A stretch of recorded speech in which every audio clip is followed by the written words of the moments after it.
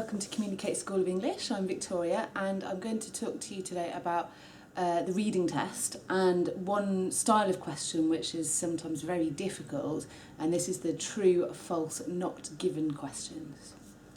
Okay, so the first thing you should always do in the IELTS reading test is to skim the text. Always remember to do this.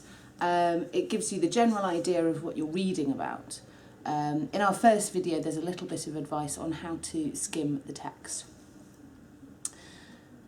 Now, so what are true, false, not given questions? Well, they're used to identify information or facts in a text. They should be very clearly written. They're different from the yes, no, not given questions, which are used to talk about the writer's claims rather than information or facts in the text. So what's the difference between true, false and not given? Well, if your answer is going to be true, the information has to be clearly written in the text. There has to be something that you can match and it's in there. If it's false, in the text you have something that's the complete opposite or it's contradictory to the information in your question. So you will still see some information, but it's just completely different. If it's not given, you don't have enough information to really make a decision if it's true or false. It's not the same, it's not the opposite. You can't make a judgment. Okay, so we're going to look at some examples of a true question, a false question, and a not given question. So here's an example of some questions, 6 questions. Always remember to read the instructions at the top of the sheet. This tells you what you have to write onto the answer sheet at the end. Now this is really important. Remember that you have to write your answers on the answer sheet during the test because you don't have any extra time at the end of the reading test to write your answers on there. Okay, so let's look at the first example question. City life is one factor that encourages the development of intelligence. Okay, this is a text about ants and how ants build their cities. So the first thing you should always do in a true, false, not given is to underline your key words, and this will help you find the information in the text where you can decide if it's true or false or not given.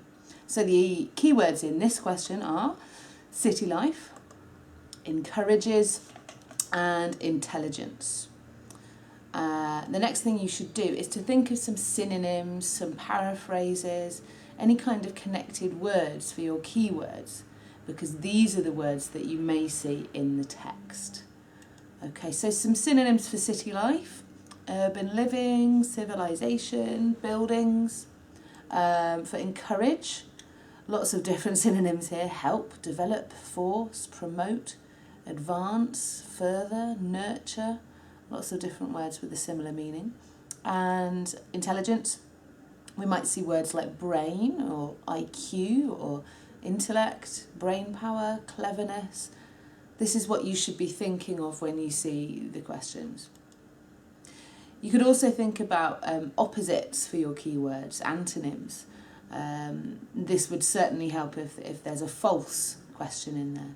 So opposite of city life: countryside, farms, nature. Encourage, the opposite is discourage. Dissuade, slow, contract, diminish. These are all getting smaller. And opposite of intelligence, stupidity, slow development or low IQ. Again, try and think of connected words when you're looking at your keywords. The next thing you need to do is scan the text. Find your keywords or your synonyms or your paraphrases. So we're looking at this part of the text, and here we have urban lifestyles. Remember that this can link to city life. Forcing house, this links with encourage, and intelligence, this is the same word as in the question. Okay, so now look back at your statement. So we found the right part of the text, but we need to decide if it's true or false. So if you look back at your statement, look for limiting words, okay? So any limiting words or phrases to do with cause and effect, these help. Restricting words, only, just. Anything to do with quantities, all, majority, little. Adjectives that qualify, so particular, inevitable, mistaken, higher. These will help you make a judgment. Similarly, adverbs that qualify. Numbers, of course. Negative verbs, ignore, fail, anything and starting with dis. Verbs or phrases that talk about doubt, suggest. This is where they're not so sure. Comparisons, you see a lot, bigger, smaller. And anything linking, so verbs like this, connect, link, join, stuff like that. So let's look back at the question. Do we have any limiting words here? Well, we do. One factor, we have a number. So things to think about in the text. Does it talk about the only factor or one of many? Let's look back at the text. So we have urban lifestyles, the forcing house of intelligence. So this is one factor.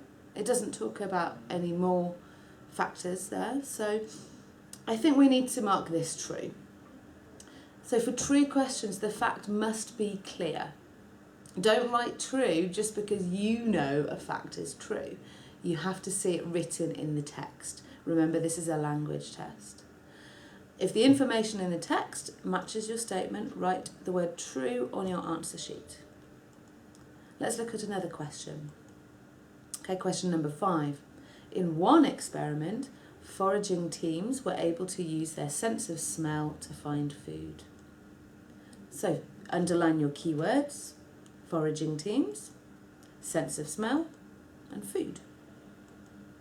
Think of your synonyms: foraging, to find food, search, look for, the sense of smell, nose, smell, odour, again words connected with this, and food, synonyms, sustenance, leaves or plants, remember this is about ants. Again, scan the text for your information. Located food, so located, foraging, we have that word again. And then odour, sense of smell. Check for any limiting words or contradictions. Okay, so here we have elaborate precautions were taken to prevent the foraging team using odour clues. The key word here is prevent. Now this has a negative meaning. They wanted to stop people doing something. So it has an opposite meaning. Okay, prevent means stop. So if there's an opposite, there's a contradiction, there's something completely different, you should write false on your answer sheet. Let's look at the last question, number 3. Ants can build large cities more quickly than humans do. Keywords: build, large cities, humans. Think of your synonyms. So for build, we have construct, develop, expand, make. Large cities, urban development, conurbations, metropolis, built up area. Humans, people, of course, residents. Scan the text for your keywords. So what do we have? We're talking about some cities. They mentioned Tokyo. Look back at your statement for your limiting words. We have a comparative here, more quickly. Okay, so we need to find something to do with speed. Do they talk about how fast they do it? Does it make a comparison? Well, it talks about ants living in urban settings. It then talks about what has been accomplished by humans, Mexico City, Tokyo. But it doesn't actually say anything about how fast or slow the ants or the humans build their cities. So we don't have quite enough information here. Now here we need to mark not given. Okay, so it doesn't mention the speed, it doesn't make a comparison between how quickly they do it. We don't have any matching information and we don't have a contradiction. So it's not enough information. So write not given on your answer sheet. Okay, and come to Communicate School of English for more IELTS instruction. Thank you. Thanks for watching this video, and we hope to see you soon at Communicate School of English. Thanks.